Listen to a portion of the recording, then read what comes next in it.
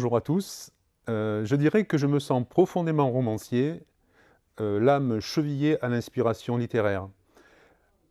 Manier la plume est pour moi une véritable passion, un besoin exutoire et salvateur.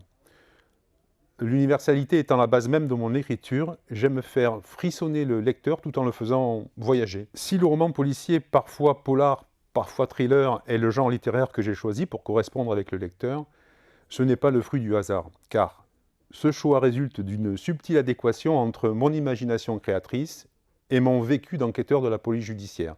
Je suis en effet ancien officier de police. C'est ainsi que je transmets la matière brute à mon personnage principal, Benjamin Lecomte, afin que celui-ci puisse raconter ses propres enquêtes à la première personne. Le jeu JEU du jeu JE est un exercice très excitant qui permet au lecteur de s'identifier aisément à mon personnage, sorte d'anti-héros qui n'hésite pas à s'affranchir de la procédure pour mieux piéger les coupables. Si Benjamin Lecomte est un redoutable limier, c'est aussi un homme passionné de littérature. Comme moi, il apprécie tout particulièrement les grands écrivains du XIXe siècle et les auteurs contemporains de romans noirs anglo-saxons.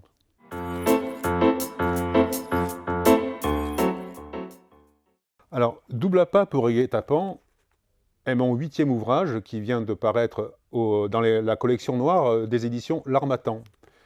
Et le premier mettant en scène le personnage du détective Benjamin Lecomte, qui jusqu'alors exerçait les fonctions d'officier de police.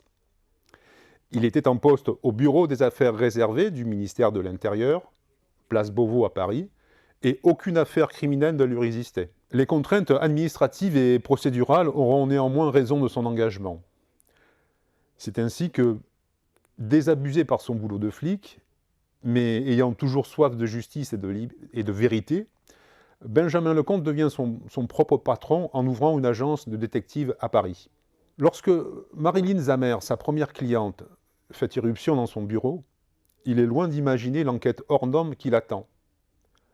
Elle lui explique que sa fille Charlotte, tout juste âgée de 16 ans, n'a plus donné signe de vie depuis 3 semaines et que la police ne parvient pas à retrouver sa trace.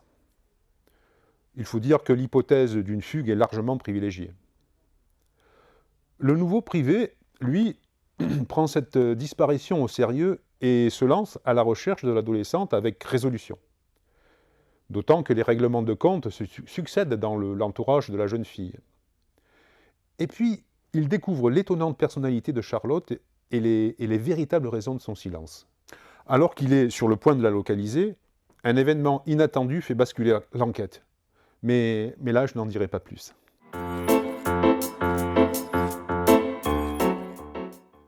Remarquable par sa complexité, le récit compte de nombreux rebondissements, trahisons et intrigues à tiroir. De nombreux crimes de sang aussi. Il y a plusieurs affaires dans l'affaire. Le récit est composé de 2 parties.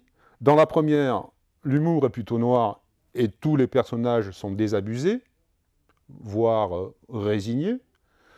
La seconde se transforme en thriller, la situation dégénère et l'ambiance devient glauque et les personnages violents.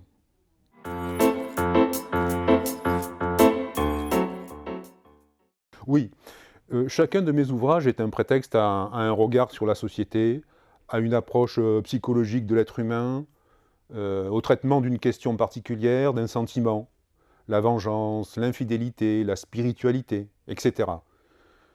Double appât pour un guet-apens est un roman qui aborde de front les sujets très actuels des disparitions inquiétantes et des violences faites aux femmes via les réseaux de prostitution et la drogue. Et qui traite également les thèmes de la psychose obsessionnelle et de l'homosexualité, mais loin des clichés un peu lourdingues d'une certaine littérature policière. Bref, c'est un excellent polar à lire d'urgence et sans modération.